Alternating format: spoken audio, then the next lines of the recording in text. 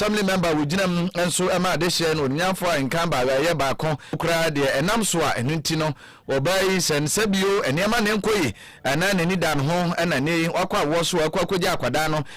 de na to ewura mu ba bia na se nkwanche en na polisi adwuma ko no so ewo mpatam de chem so ene ne ntwa yeso ya de so ma sha sese wo ye nhwehwemu na nipa ko a eye ne bai ono so watimi akwa kire no se de ne baba ma no anade ntia ma ni tu sa na mo no emu nchirimu enso atimi aba na yakasai ne de pramto bra kase bo bai de na nya de se nya ne ntrebia se wo ba akoro ani nti okwo abofra no okoja no eto sa monten so wo sa no wonsa atimi aka no ene nti enam so amawura nkan ba enso se wo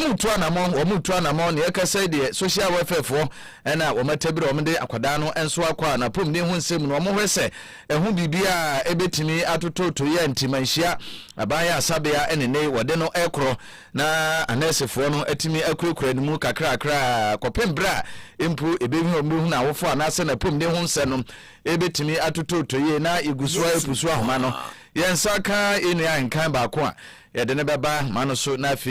sedi isi ye no watwa ho mfonyini enso ede amaye ne etiefo ene na yensa nyanka ni de yento nsem ne so emfama moy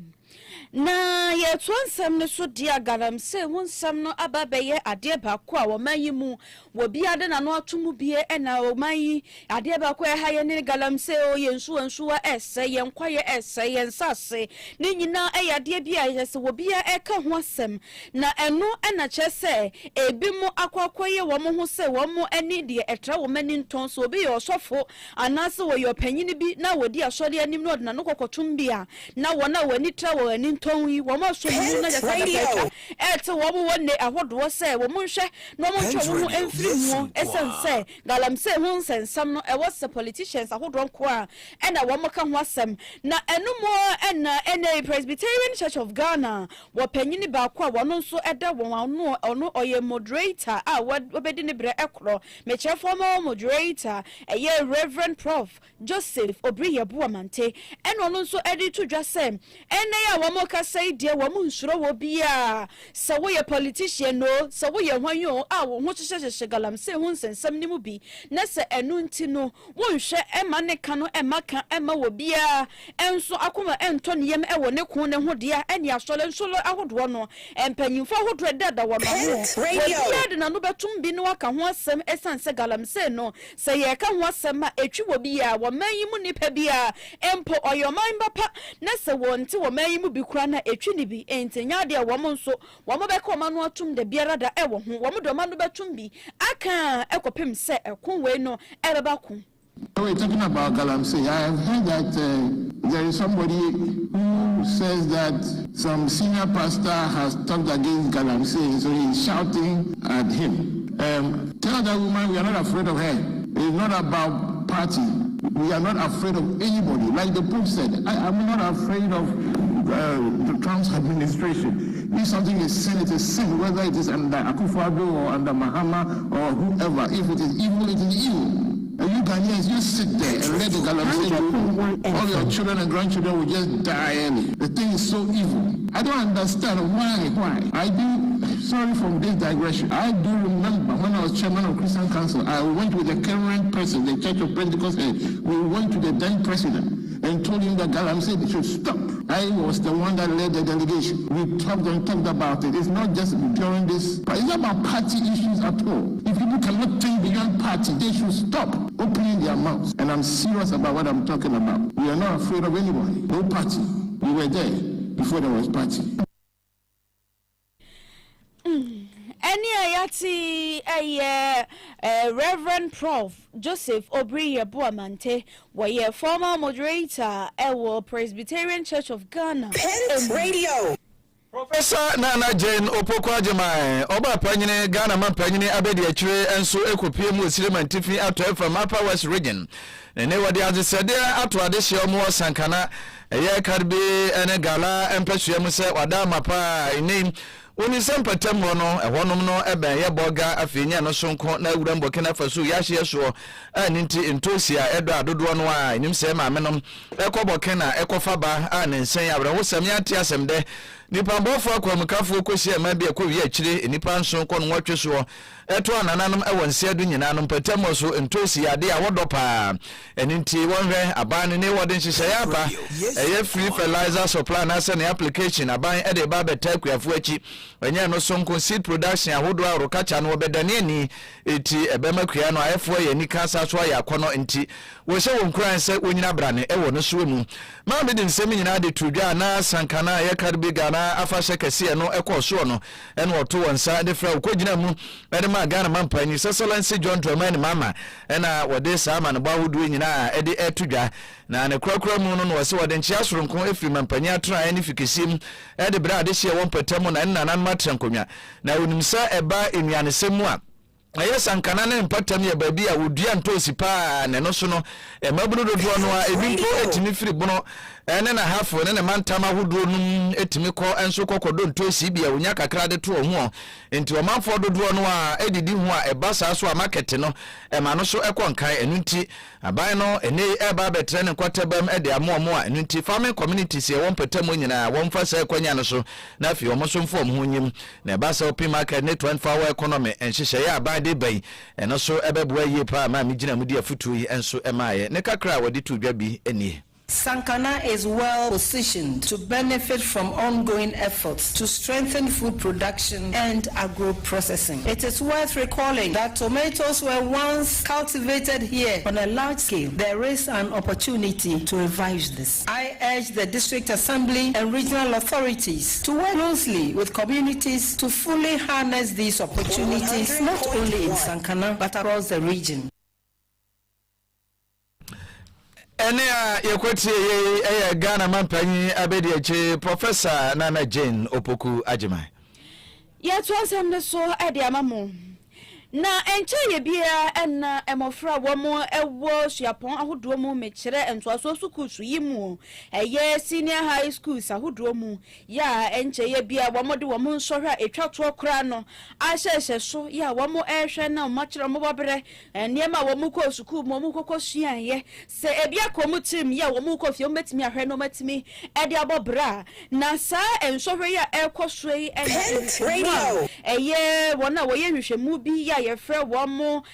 Lagos Center for Education Research and Policy foi womo ede baba tudwa enomo kyerese afi de enkwada womo register ye senkomo kwakotwero ensohwe ye bie womo do so papa na emom no ebre de duru ye senkwada yi metena se na womo entwero no na kyerese enkwada womo ama no womo edo so krampo eche womo a womo tena se na womo kyerese sede enema ekeka kono enkamia ye se free SHS na ebi mu hu ne se eye free enti no onya de se omo be fa no ehia de bia na nkoma hwempo nanka eka bia abai no ebo bia no wo mahwe ne nkoma timi aboa ama abai ka no enye wo breguo na wo mo kire se free afimpinu ni aduonu ni mu ebesi afimpinu ni aduonu num ni mu eka nko abai ebo ye no eye million no aduosia enko no ene akiripo enum na so sa eka we nyina no eye enkwada wo mo ankwa twero ensohwe no ni nyina ehu ka eno no na afi we kra nso de na bobo enkwada ya antwe muti kra ankwa twero na wo bia wode sa asem we atudwa no eye research abakwa wono nso ewo eka eye Lagos Center for Education Research and Policy yi hu bie eye CDR Innocent Zafiz Gomala Agbelebe wono and the sansem way etudra. The number of students that were absent in 2020-2021, that was around 1,700 thereabout. So that increased to around 5,800 in 2024-2025. When you look at the percentages, that may not look huge or significant, but in absolute terms, that's about 1,700 thereabout to 5,800 thereabout. The annual expenditure per student for the period is around 1,147 Ghana cedis. So the 3-year period, that will come to around 3,400 thereabouts. So we just did the computation and we realized for the period from 2020-2021 all the way to 2024-2025, the nominal cost of students that did not sit for the final exam came to around 69.5 million Ghana cedis. Ani ayeti CDR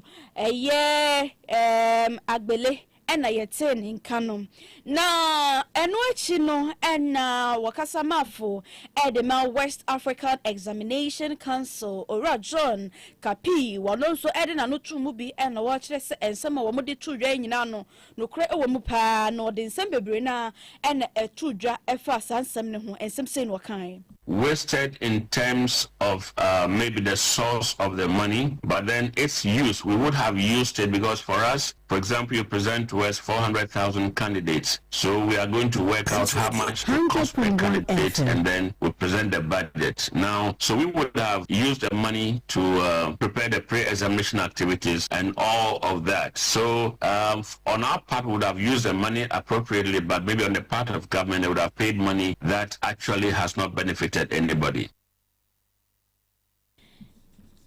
Nipa yatine nkai eye wakasama for Emma West African Examination Council wayeki ora John Kapi ena yetene nkano na ne krokromo no ena executive director ya wono so eda Edwatch anu Mr. Kofi Asare enso edena no to ensem yimu bi ena wo hwe se enema bia enkampanyufo beye ne betimi aboa emasa enema yina no etimi aba yenya ne pomasi bre no eno nso so wode nsem atu eja o kan sen. It is enough cause for further research to be undertaken. A deep dive into the schools with the highest numbers should be made so that we can get data from the school, try and get in touch with the students and know exactly what could have caused their dropouts from writing maths in the final year. So that is something that everyone would like to look further into. Nipa yatine ni executive director ewa wodini dwuma no ewo Edwatch ora Kofi Asare. Apia mantamu swafo ane Maame Rita kosia awate. Maame enso ade afutu de amase ne yebetimi afa abefo ntentafidie so kwan na omanfo a wotu kwan ko amahodo so a enam ekwanpa so no omo so a ebefiri amahodo so a bewuro maga na mu a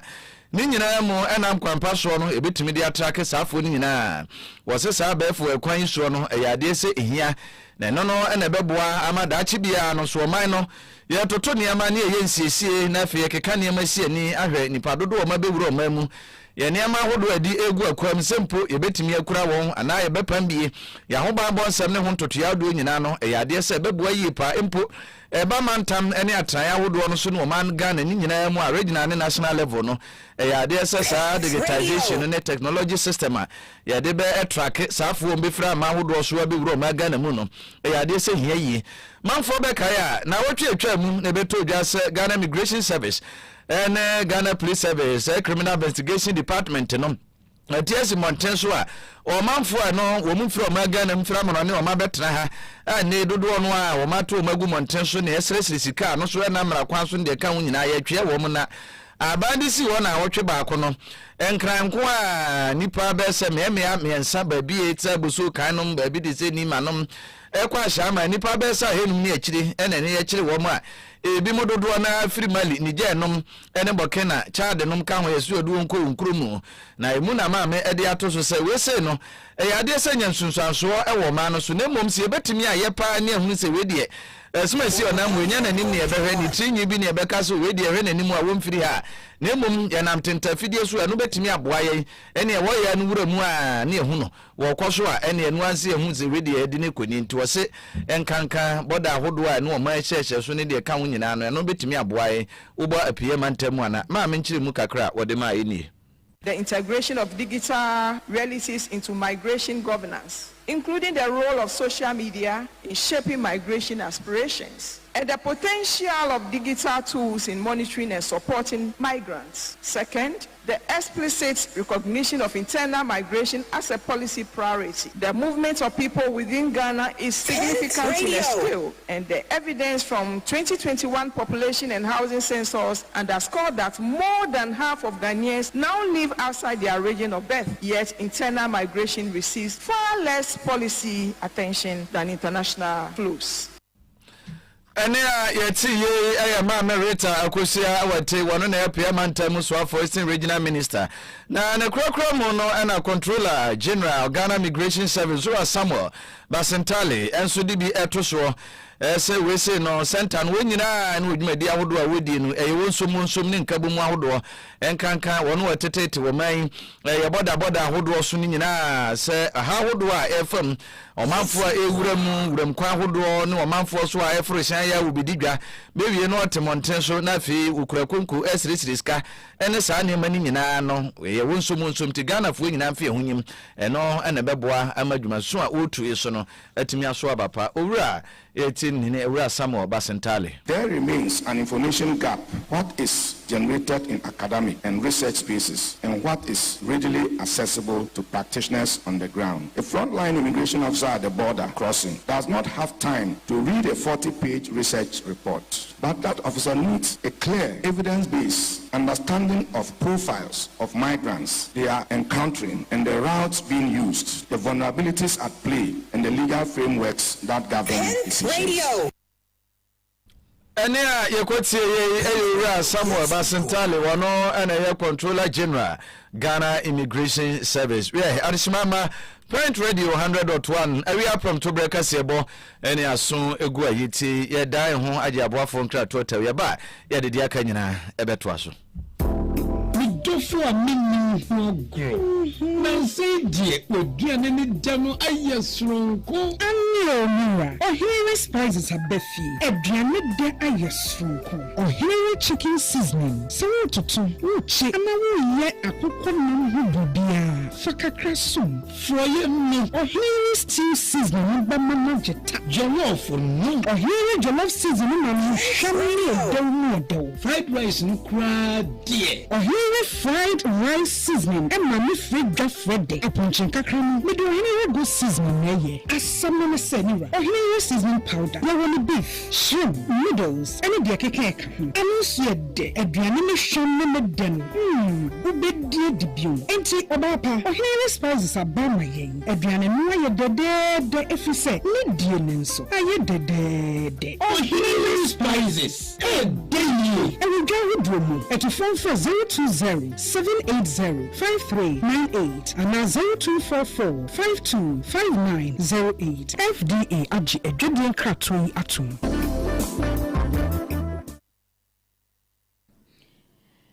Yamomo Obrenwada Jaudia Channel 100.1 FM. Na yet one some so at their mamu. Oko omayimu a na jese omayimu a shebedwafia eye Parliament Constitutional and Legal Affairs Committee no wapanyipa woda no eye Ora Shaibu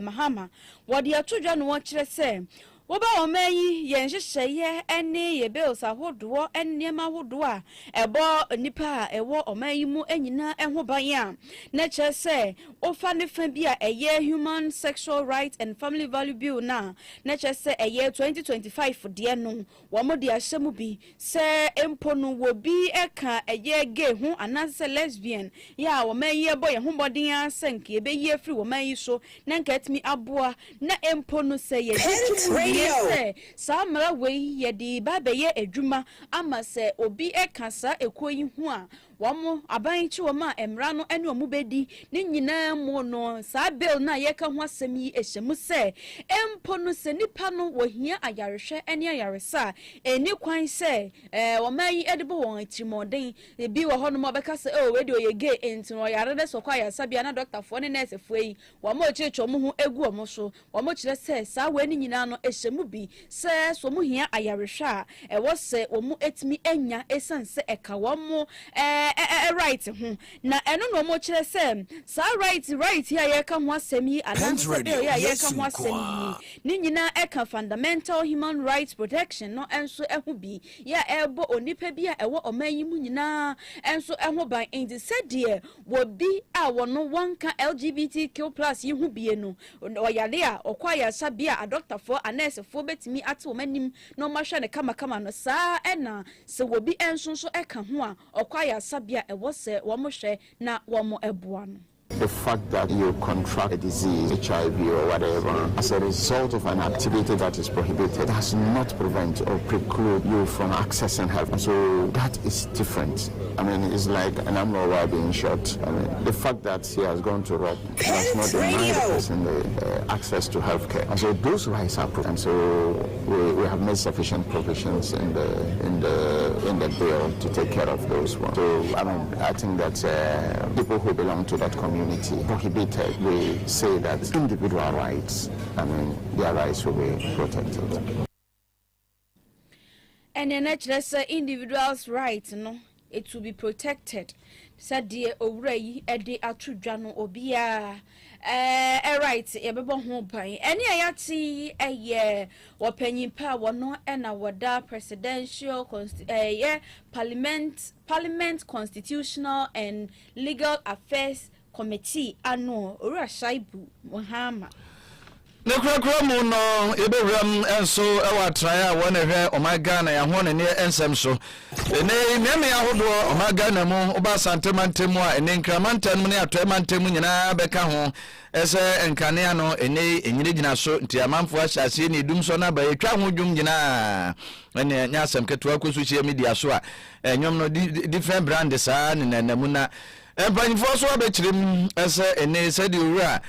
kwepenamo echirim no enye dum so nemom enkane ande ene omo hopa wo manu ata ho nemom nema ba ko mienu nenam so akwakoba ne sa yenka bi hyemu ene empanifo de betu dwa se